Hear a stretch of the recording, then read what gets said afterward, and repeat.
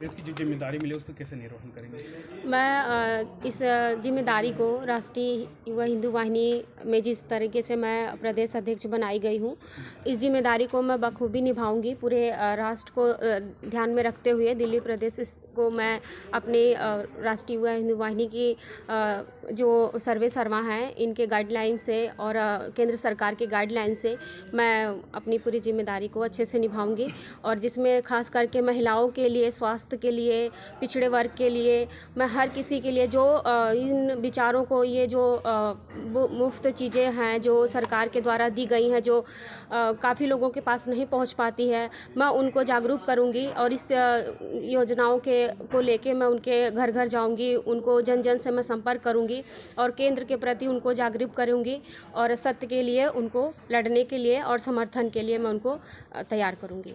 जी धन्यवाद। ने एक प्रेस वार्ता करी, प्रेस वार्ता का मुख्य उद्देश्य क्या है? देखिए, इसका उद्देश्य है कि सर्वधर्म समभाव, सर्व जाति धर्म संप्रदाय के लिए काम करना। हिंदू वाहिनी और केंद्र सरकार, भाजपा सरकार सबके लिए काम कर रही है। हम ये संदेश देना चाहते हैं कि दिल्ली में जिस प्रकार बेटियों साथ में उत्पीड़न अन्याय हो रहा है, उसके लिए यहाँ भी भगवा सरकार आनी आवश्यक है। तो भगवा सरकार नहीं, तब तक तो हिंदू वाहिनी यहाँ पर कवर करेगी। हम लोग अपने स्वयं सेवा से काम करेंगे, बेटियों को सशक्त बनाएंगे, उनके साथ उत्पीड़न हो रहे हैं उनको केंद्र तक पहुँचाएंगे। मैं आज भी माननीय राजनाथ सिंह जी के पास से भी मिल के आया 8 घंटे पहले एक बेटी के मामले में। और यहाँ पर महिला को इतना सशक्त कर देना है। यहाँ पर पाठ्यक्रम में आपका सेल्फ डिफेंस की ट्रेनिंग होना चाहिए बेटियों के लिए, आप शिक्षा की। दिल्ली में इस प्रकार का हो रहा है तो बेटियाँ मुकाबला कर सकें और उनको जो है कौशल शिक्षा मिले उनको।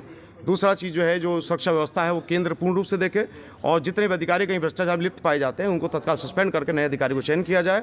और दिल्ली में जितना भी ये मुफ्त पानी बिजली नाम घोटाला हुआ उसको खोला जाए ताकि जनता तक जो है असली पैसा पहुंच सके। ये जो इनके घरों में जा रहा है, कोठियाँ बन रही हैं, तो उन कोठियों पर ताला लग सके और सरकार उस पैसे को जब्त करे।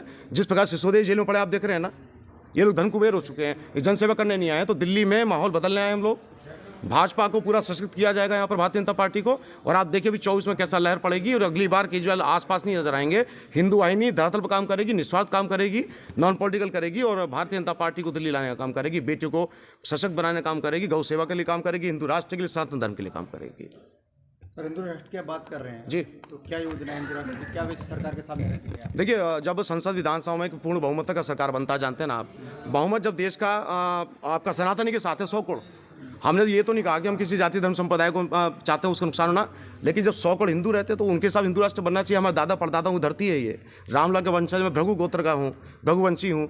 तो हमें चाहते हैं अगर देश हिंदू राष्ट्र हो तो क्या दिक्कत है? बाकी सब जाति धर्म संप्रदाय का कानून तो चल ही रहा है ना। तो हम चाहते हैं कि बहुमत के हिसाब से देश चले, सनातनी का सम्मान किया जाए, उसके हिसाब से बने। अब ये चंगेज रोड, ये बाबर रोड, कब तक हम लोग पढ़ते रहेंगे? ये देश को लूट के ले गए। इनका नाम वीर सावरकर रोड पे नेताजी सुभाष चंद्र बोस के नाम पे होना चाहिए, है ना। चंद्रशेखर राजगुरु सुखदेव को आपका आतंकवादी लिखा गया कांग्रेस के द्वारा आज तक। उनको देशभक्त का तमगा दिलाना है।